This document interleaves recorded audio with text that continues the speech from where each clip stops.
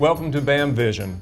Joel Baumgar founded Baumgar Corporation in 2003 while still a student at Belhaven University in Jackson, Mississippi. The company, which is still based in Madison County, became an industry leader in enterprise remote support technology and has grown to be a $60 million annual revenue enterprise, which employs over 200 people worldwide. Joel is now running for the Mississippi House of Representatives to represent District 58. Joel Baumgar, welcome to the show. Thank you. Appreciate you having me on. Pleasure to have you. First question, why? Why would you leave a successful career, a meteoric career in private business, in the private sector, and enter public office? Sure. I've got a passion for public service that goes back to the Mississippi Air National Guard. I spent 6 years in the military, and I've always had a heart for public service. And so it's always been kind of there waiting for an opportunity. And 11 years in, building the company, we're now #1 in the world at what we do. And it became so clear to me that good public policy is critical to enabling companies like Baumgar to start and to thrive. And so I thought, well, we need more people in there with that experience to enable more companies like Baumgar to grow here in Mississippi. But you know, the question always comes up, and I find it a fascinating one. How do you translate the success of private business into the public sector? Or, I can rephrase the question in another way, could you not do more as a private citizen than as a public official? Obviously, you don't believe, or you think you could make a difference. I think it's a phase of life question. I've spent I guess 11 years focused on my 230 employees and the impact that I can make in their lives and in their families' lives, and by extension in the economy of Madison County. But I guess my vision is broader than that, which is, well, how do you impact in a positive way 3 million people? Now, granted, in the public policy world, positively impacting 3 million people is much harder because you don't control public policy.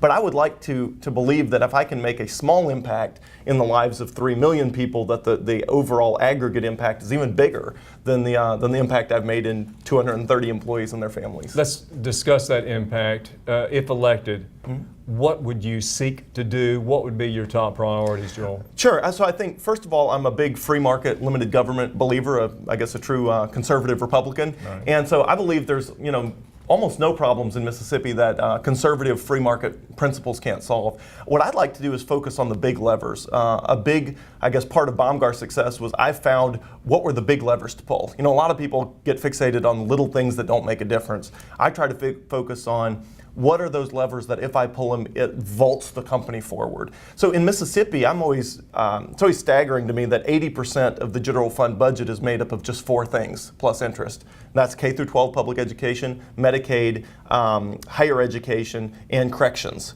So you have just 4 things that are these huge wedges of the pie. And what I'd like to do is study each of them in turn and try to figure out what are the free market, limited government solutions that are going to make that wedge of the pie better. Because it's hard to argue those aren't kind of the big levers. They're where we spend the most money, and they're the areas that impact the most people's lives on a daily basis. Why do you think you would be more successful in arguing those principles than others who have come before you, or Sure. even your opponents? So my business background is I've had 11 years of front and center experience with incentives, what drives behavior, what drives business decisions, how does job creation actually work? And I realize, in the public policy arena, there's lots of misinformation out there. There's lots of people saying, well, if we do this, that will happen.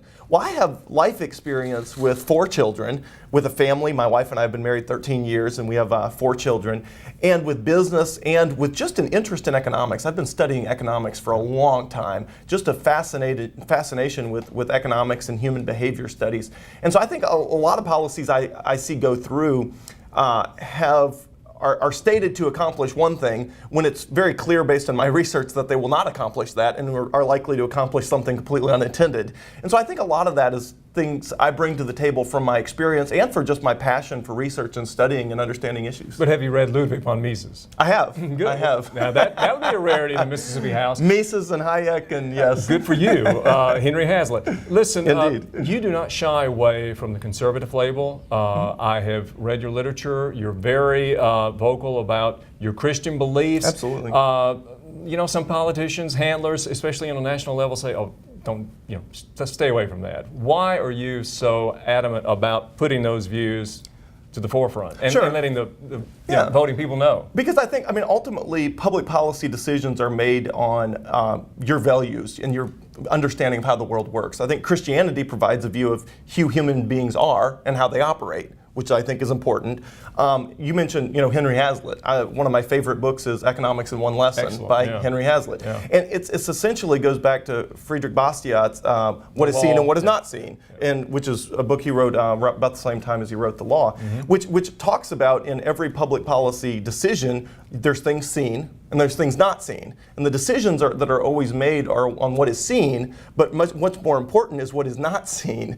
And so I think when you understand public policy, the key component is understanding what is it going to do that we see, but what are all the things it's also going to do that are not immediately apparent, but are just as real. And when you understand the aggregate impact of a public policy, that's, I think, when you're prepared to vote yes or no. All right, let's jump ahead and let's say you win. Mm-hmm. What's next? Are you because there have been rumors that you may be looking at a run for in the future, governor, senate. I am focused entirely on the legislature. step at a time. I think because here's the thing. One, I've had an executive position for 11 years. With absolute control over a worldwide multinational corporation. I'm not hankering to have an executive job. I know how to do the executive thing. What I'm passionate about is where laws get made. Regardless of who's in any executive position in the state, they have to follow the laws that are made for the state of Mississippi. And the laws are made in the state legislature. So to me, that is the focal point of where I want to focus. I want to be on the inside of the sausage making machine, understanding how laws and public policy get made firsthand. And I think that's where the big levers are. We have great executive leaders in our governor, lieutenant governor, speaker, and I guess down the executive branch specifically. All of these, we have great leadership, but they're confined by the laws we have, and I think the laws we have can be improved. In the time we've got remaining, you mentioned you've read Hazlitt, Bastiat. Could you also argue, you mentioned laws, are we over-legislated? Are we over-regulated, especially in the market economy? And what could you do specifically as one man to change?